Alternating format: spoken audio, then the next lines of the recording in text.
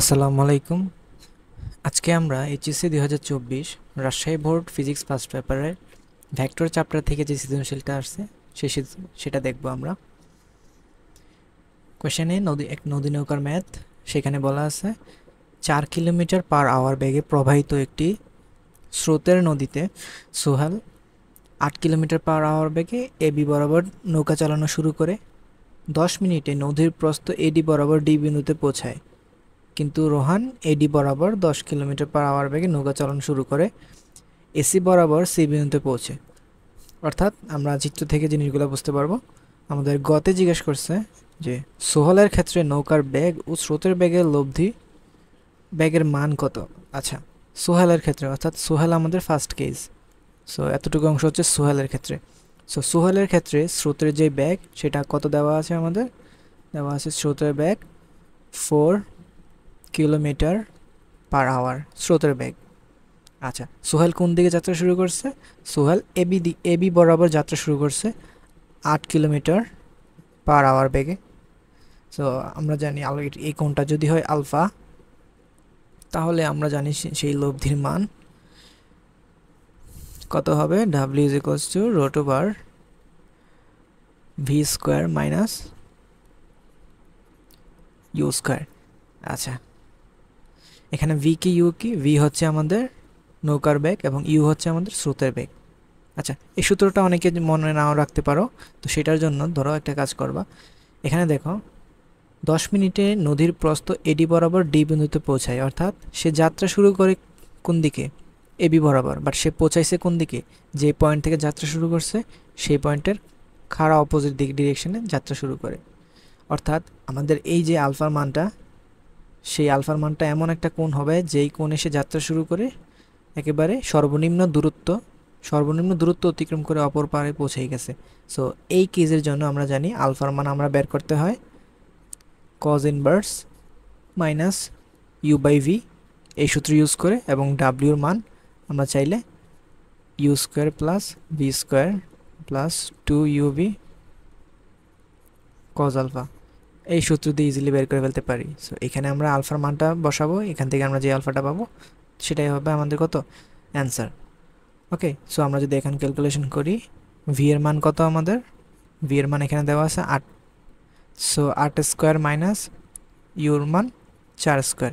So 64 থেকে যদি আমরা 16 বাদ দিই আমাদের কত থাকবে? যে 64 থেকে 16 যদি আমরা বাদ দিই, আমরা দেখব আমাদের প্রায় 48-এর মতো আছে। সো আমরা চাইলে 48কে 16 ইন্টু 3 লিখতে পারি, বা 4√3। সো 4√3 কিলোমিটার পার আওয়ার হচ্ছে সোহেলের ক্ষেত্রে নৌকার এবং স্রোতের বেগের লব্ধির বেগের মান। আচ্ছা, আর লব্ধি বেগের দিক কোন দিকে সেটা আমরা স্পষ্টই দেখতে পাইতেছি। লব্ধি বেগের দিক স্রোতের দিকের সাথে 90 ডিগ্রিতে। ওকে, তারপর বলছে আমাদের কি নদীর প্রস্থ এডি এবং রোহানের দৈর্ঘ্য বরাবর অতিক্রান্ত দূরত্ব ডিসি সমান হবে কি না। ওকে, সো নদীর প্রস্থ আমাদের বের করতে হবে, এডির মান এবং এই যে ডিসির মান, অর্থাৎ সোহেল তো এডি বরাবর গেছে। সো সোহেল যে এডি বরাবর যে ডিস্টেন্স গেছে সোহেল, তো তার এডি ডিস্টেন্সটা বের করতে হবে। বাট রোহানের ক্ষেত্রে রোহান তো গেছে এই পথ বরাবর, বাট তার ক্ষেত্রে আমাদের বের করতে হবে ডিসি, অর্থাৎ সে যে পথ থেকে যাত্রা শুরু করছে সেই অপোজিট বিন্দু থেকে সে কতটুকু দূরে যায় ছিটকে পড়ছে ওই পারে। সো ডিসি বের করতে হবে রোহানের জন্য। সো আমরা ফার্স্ট কেজে সোহেলেরটা যদি আমরা বের করার চেষ্টা করি, সেটা আমরা ইজি, কারণ আমরা জানি এই দিক বরাবর আমরা লব্ধি বেগ কত পাইছিলাম 4√3, এবং এই দিক বরাবর 4√3 আর 10 মিনিট সময় যেহেতু গেছে, সো আমরা জানি এস অর্থাৎ সরণ হচ্ছে ব্যাগের সাথে সময়ের গুণফল। আমাদের ব্যাগ দেওয়া আছে 4√3 কিলোমিটার পার আওয়ার।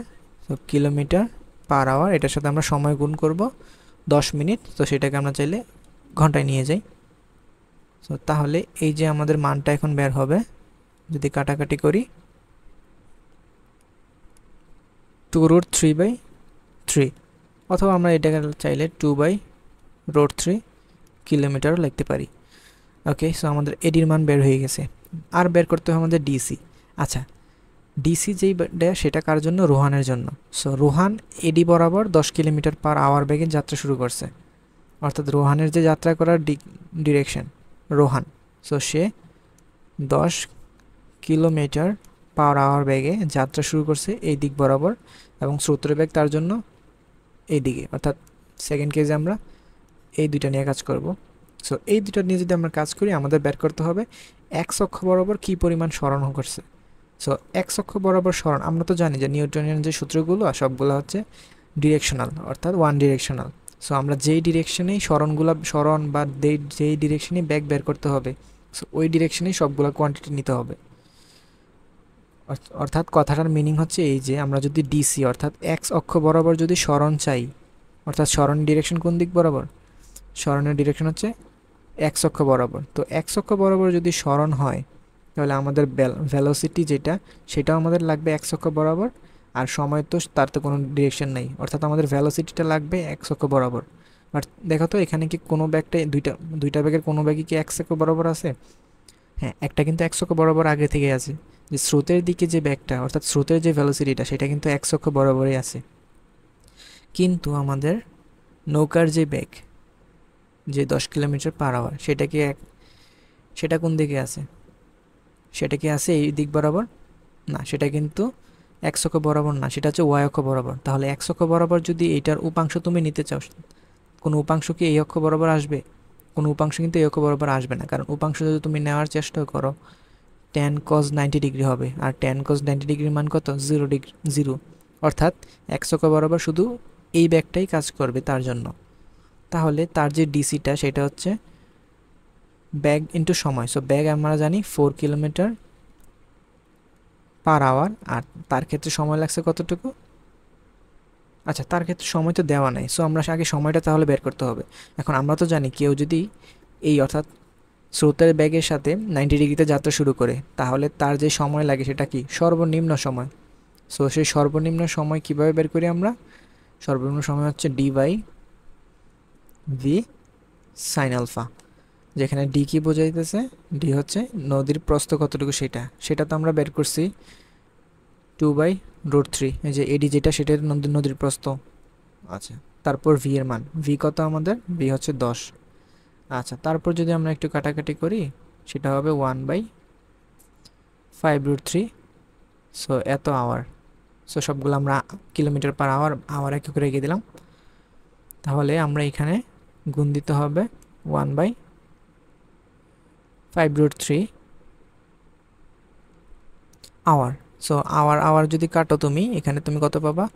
4/5√3। সো আগে ছিল 2/√3 কিলোমিটার, এখন কত? 4/5√3 কিলোমিটার। অর্থাৎ দুইটা ডিস্টেন্স কি সমান? দুইটা ডিস্টেন্স কিন্তু সমান না, অর্থাৎ আমরা বলতে পারি এডি ডাজেন্ট ইকুয়ালস টু ডিসি। ঠিক আছে, সো এটা হচ্ছে আমাদের অ্যান্সার। আশা করি বুঝতে পারছো। আল্লাহ হাফেজ।